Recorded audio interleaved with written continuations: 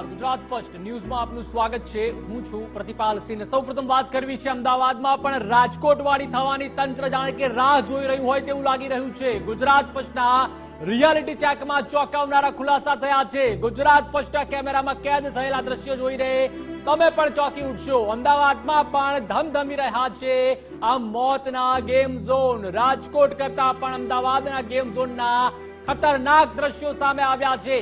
તમે રહો છો અમદાવાદમાં તો જુઓ આ સમાચાર। સાહેબ, હવે રાજકોટ વાળી અમદાવાદમાં પણ થશે કે શું? અમદાવાદના એસજી હાઈવે પરના ગેમ ઝોનમાંથી મળ્યો કેમિકલનો જથ્થો। એસજી હાઈવેના ફન બ્લાસ્ટમાંથી મળ્યો છે ડીઝલ અને સોલ્વન્ટનો જથ્થો।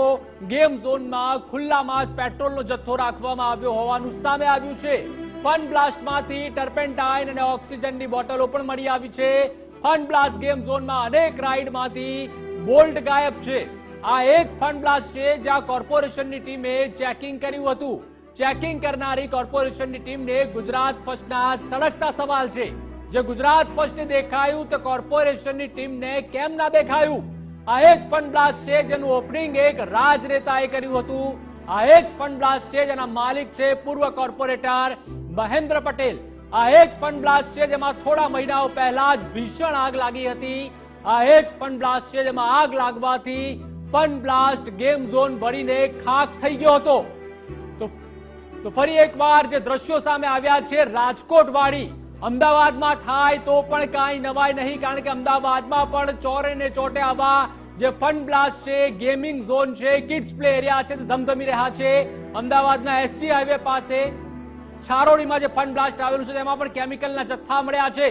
વધુ માહિતી માટે સંવાદદાતા દીર્ઘાયુ વ્યાસ જોડાઈ ચૂક્યા છે। દીર્ઘાયુ, રાજકોટમાં તો 32 લોકોના જીવ ગયા છે, માસૂમોએ પોતાના જીવ ગુમાવ્યા છે, તેમ છતાં તંત્ર દ્વારા માત્ર જાણે કે કાગળ ઉપર કાર્યવાહી કરવામાં આવી રહી છે। અમદાવાદ એસજી હાઈવેનું આ ફન બ્લાસ્ટ, તેમાં પણ કેમિકલ, પેટ્રોલ, ડીઝલનો જથ્થો મળી આવ્યો છે।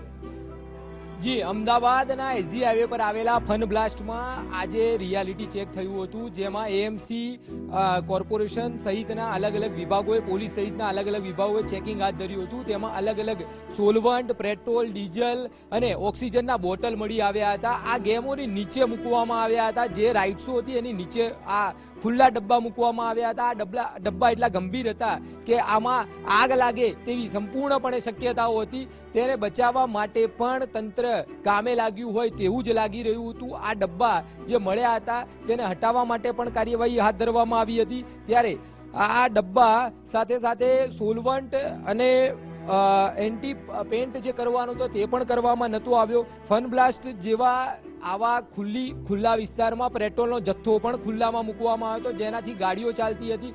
જે રાજકોટમાં 32 લોકોના 33 લોકોના મોત થયા છે, તેમ છતાં પણ અમદાવાદના ફન બ્લાસ્ટમાં ચેકિંગ દરમિયાન આટલી વસ્તુઓ બહાર આવી, તેમ છતાં તેના ઉપર કોઈ કાર્યવાહી કરવામાં નથી આવતી। જ્યારે કેડર ફિલ્ટર જેવા જે ગેમો હતી તેના બોલ્ટો પણ નીકળી ગયા હતા, તેમાં ડીઝલ ઢોરાયેલા હતા અને અનેક ગેમો જે હતી જેમાં બોલ્ટ ન હતા તેવું ચેકિંગમાં બહાર આવ્યું હતું। 2 એક્ઝિટ નવા પાડવામાં આવ્યા હતા। જે એક્ઝિટો ગઈકાલે ન હતા, આજે ફરીથી નવા એક્ઝિટ બહાર પાડવામાં આવ્યા હતા, નવા દિવાલો તોડીને બનાવવામાં આવ્યા હતા। કારણ કે મોટી આ ફન બ્લાસ્ટની કેપેસિટી 15,000ની છે, તો આ 15,000 લોકો એક સાથે બહાર કેવી રીતે નીકળે તેવી કોઈ જ વ્યવસ્થા ન હતી। આજે એની વ્યવસ્થા અલગથી ઊભી કરવામાં આવી હતી। જાણે આ લોકોને ખ્યાલ હતો કે આ તંત્ર કાલે ચેક કરવા માટે ઓફિશિયલ આવવાનું છે, ત્યારે ઓફિશિયલ આવ્યું એ પહેલા આ બધી સુવિધાઓ ગેમ ઝોન દ્વારા કરી દેવામાં આવી હતી। જી ચોક્કસથી આભાર દીર્ઘાયુ સમગ્ર માહિતી સાથે જોડાવા બદલ। તો એક બાદ એક જાણે કે તંત્ર રાહ જોઈ રહ્યું હોય કે આવી ઘટના ઘટે।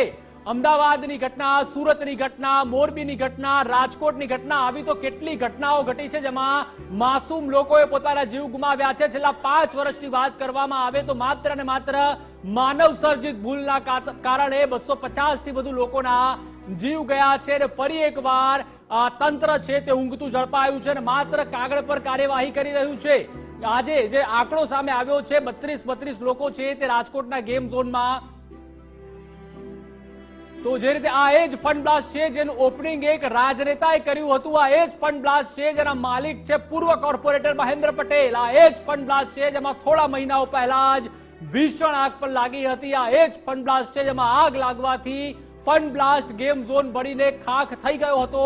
તેમ છતાંય જાણે કે આ જે 16 તારીખેના જે વિઝ્યુઅલ છે તે પણ અત્યારે હાલમાં સામે આવ્યા છે કે 16 જાન્યુઆરી 2023ના રોજ જે આગ લાગી હતી એસજી હાઈવે ઉપર, જે ફન બ્લાસ્ટ જ્યારે તેની શરૂઆત થઈ હતી ત્યારે આ ભીષણ આગ લાગી હતી, તેમ છતાં તંત્ર આંખ આડા કાન કરી રહ્યું છે.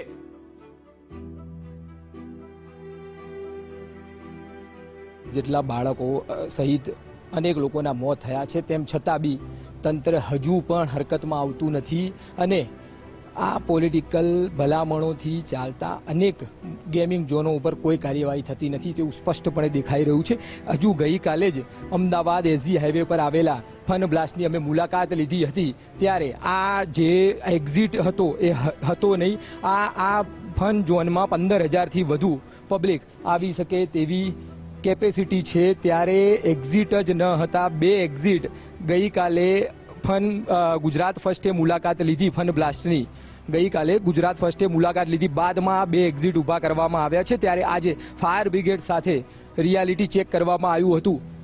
ત્યારે રિયાલિટી ચેક કરવામાં આવ્યું ત્યારે આ ગેમોમાંથી જે અગત્યની મોટી રાઇડ્સો હતી એ રાઇડ્સોમાંથી નીચે સોલવન્ટના ડબ્બા મળ્યા છે, ઓક્સિજનના બોટલો મળ્યા છે અને અનેક જગ્યાએ વાયરના ગૂંચળા હતા એ પણ મળી આવ્યા છે. કોર્પોરેશને પણ ચેક કર્યું હતું. જ્યારે અમુક ગેમોમાં તો બોલ્ટ જ ન હતા, જ્યારે ગેમો જૂની થઈ ગઈ છે, નજીકમાં કાટ થઈ ગઈ છે, કલરના ડબ્બા મળ્યા છે, અનેક શંકાસ્પદ કેમિકલો મળ્યા છે. પરંતુ કોર્પોરેશન અને પોલીસ આ જગ્યા ઉપર અત્યારે વિઝિટમાં છે. શું કાર્યવાહી કરશે કે રાજકોટવાળી અહીંયા થાય એની રાહ જોશે? આ ફન બ્લાસ્ટમાં 2 એક્ઝિટ ન હતા. 15,000 જેટલી જનમેદની બાળકો મોટા ભાગે જ્યાં આવતા હોય ત્યાં જ આવી પરિસ્થિતિ હોય અને ત્યાં જ મોટા નેતાઓ ઓપનિંગ કરવા આવતા હોય અને એવી જગ્યા ઉપર જ્યાં બાળકો હોય તેવી જગ્યા મોતને હવાલે કરી દેવામાં આવી હોય તેવું સ્પષ્ટપણે દેખાઈ રહ્યું છે. પરંતુ તંત્ર આંખ આડા કાન કઈ રીતે કરી રહ્યું છે તે સમજાતું નથી. રાજકોટ જેવી ઘટના અમદાવાદમાં બને તેની રાહ જોઈ રહ્યું હોય તેવું સ્પષ્ટપણે દેખાઈ રહ્યું છે. કારણ કે આ બંને જે એક્ઝિટ હતા તે પણ પાડવામાં આવ્યા, સોલવન્ટ મળ્યું, તેમ છતાં પણ કોઈ કાર્યવાહી પોલીસ દ્વારા કે કોર્પોરેશન દ્વારા કે ફાયર બ્રિગેડ દ્વારા કરવામાં ન આવતી હોવાનું સ્પષ્ટપણે દેખાઈ રહ્યું છે. કેમેરામેન મનીષ દવે સાથે દીર્ઘાયુ વ્યાસ, ગુજરાત ફર્સ્ટ, અમદાવાદ.